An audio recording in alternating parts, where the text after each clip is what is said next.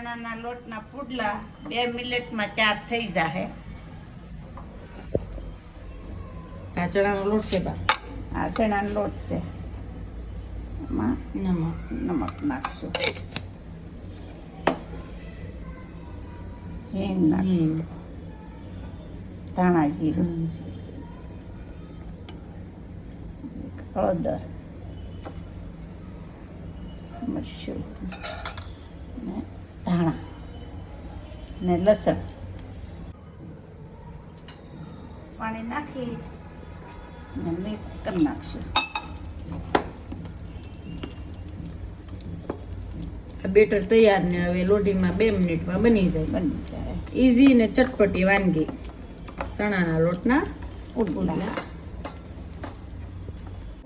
તેલ લઈએ.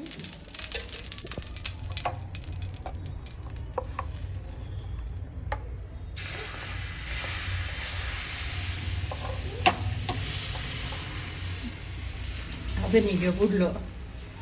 કેમ બા? લોટીસ ફેરવી એટલે ગોળ થઈ જાય, કઈ ઝંઝટ જ નહીં. સાઈડમાં તેલ નાખી દીધું છે. એક પુડલો બની ગયો છે. સા નાસ્તામાં તો બહુ મજા આવે આ પુડલા ખાવાની.